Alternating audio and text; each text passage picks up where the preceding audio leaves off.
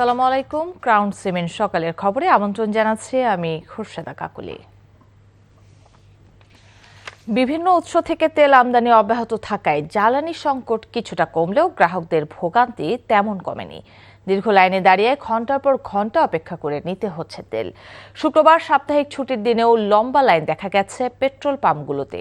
এদিকে fuel pass অ্যাপের মাধ্যমে রাজধানীতে তেল নিতে দেখা গেছে গ্রাহকদের। স্বচ্ছ ও আধুনিক ব্যবস্থাপনার মাধ্যমে জ্বালানি সরবরাহ স্বাভাবিক রাখতে ফুয়েল পাস অ্যাপ চালু করেছে সরকার। এদিকে তেলের দাম বাড়ানোর পরও চাহিদা মতো তেল না দেয় ক্ষোভ জানিয়েছে যানবাহন চালকরা।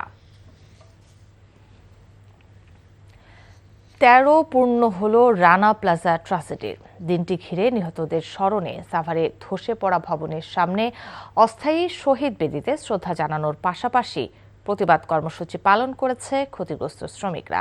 আহত শ্রমিক, নিহত ও নিখোঁজের স্বজন, বিভিন্ন শ্রমিক ফেডারেশন সহ ট্রেড ইউনিয়ন, শিল্প পুলিশ এবং বিভিন্ন সংস্থা রানা প্লাজার সামনে শহীদ বেদিতে পুষ্প অর্পণ করে।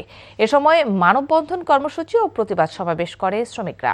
24 এপ্রিলকে জাতীয়ভাবে শ্রমিক শোক দিবস ঘোষণা, রানা প্লাজার সামনে স্মৃতিস্তম্ভ তৈরি করা, রানা প্লাজার জমি অধিগ্রহণ করে ক্ষতিগ্রস্ত ও আহত শ্রমিকদের পুনর্বাসনের ব্যবস্থা করা সহ এ ঘটনায় দোষীদের সর্বোচ্চ শাস্তির কথা জানিয়েছেন তারা। পানি যেমন মানুষের জীবন রক্ষা করে, তেমনি কখনো কখনো অতিরিক্ত পানি ও জলাবদ্ধতা মানুষের জীবনকে নরক বানিয়ে দিতে পারে। তেমনি এক জনপদের নাম যশোরের ভবদহ। 4 দশক ধরে পানিবন্দী এই অঞ্চলকে জনপদ না বলে জলপথ বললেও অত্যুক্তি হবে কি? কিভাবে মুক্তি পাবে এলাকাটির 5 লাখ মানুষ? যশোর খুলনার সেচ ব্যবস্থা, কৃষকদের সুবিধা অসুবিধা, খাল নদী জলাশয়ের দখল, দূষণ ও ভরাট নিয়ে নিয়ামুল আজিজ সাদেকের 4 পর্বের ধারাবাহিকের 3য় পর্ব আজ। সঙ্গে ছিলেন সাইফুল ইসলাম সজল, ক্যামেরায় আয়নাল আহমেদ।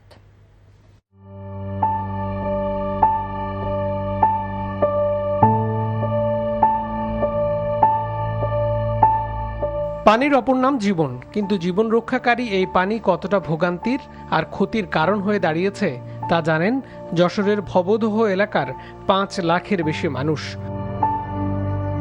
চৈত্রের খরতাপে যখন যশোরের অন্য এলাকায় মাঠ ঘাট ফেটে চৌচির, তখনও ভবদহের মানুষ পানিবন্দী। গ্রীষ্ম, বর্ষা, শীত সব ঋতুতেই বাঁশের সাঁকো বেয়ে উঁচু করা ঘরে জীবন জীবিকার সংগ্রাম চলে এলাকার মানুষের। এ যেন তাদের নিয়তি হয়ে গেছে। 9-10 মাস মানুষের বাড়িতে জল থাকে, স্কুলে জল, রাস্তাঘাটে জল, মানুষ চলাফেরা করতে পারে না, স্কুলে যেতে পারে না, পয় নিষ্কাশন করতে পারে না। রান্নাঘরের ভিতরে সব জায়গায় পানি, উঁচা জায়গায় চুলা তোলা করে সেই জায়গায় রান্না বাড়া করে খাটে পড়ে খাওয়া দাওয়া করা হয়। 50টির বেশি বিল নিয়ে ভবদহের অবস্থান। ভারত থেকে আসা ফারাক্কার পানির সঙ্গে মুক্তেশ্বরী, শ্রীহরি ও টেকা নদীর নাব্যতা হারিয়ে এখন একটু বৃষ্টিতে পানি উপচে পড়ছে। 1961 সালে 5টি স্থানে 44টি স্লুইস গেট নির্মাণ হয়।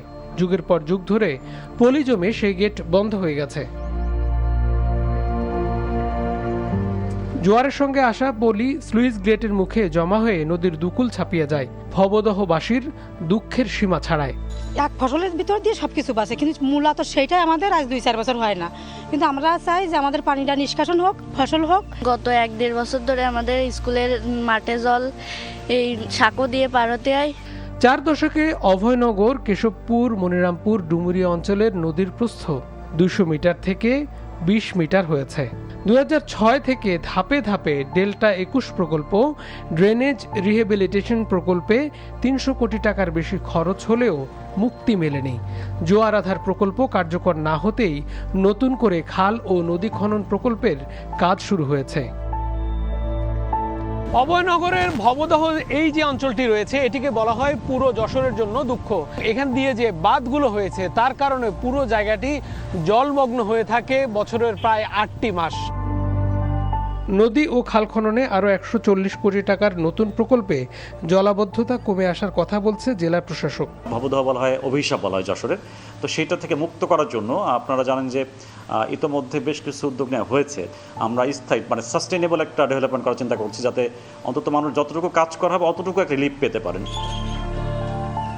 যদিও ভবদহের জলাবদ্ধতা দূর করার লক্ষ্য নিয়ে কাজ করা স্বেচ্ছাসেবীরা বলছেন, পরিকল্পিত ও টেকসই প্রকল্প গ্রহণ না করলে জলাবদ্ধতা থেকে মুক্তি পাবে না এলাকাবাসী। প্রকল্প গ্রহণ করা হয় বটে, কিন্তু প্রকল্প বাস্তবায়ন করার যে পদ্ধতি, তাতে পুরো টাকা ওই জায়গাটায় অপচয় হয়ে যায়।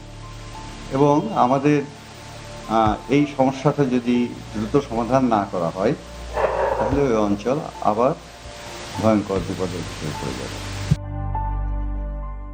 Niamul Aziz Sadiq, NTV news, Jessore.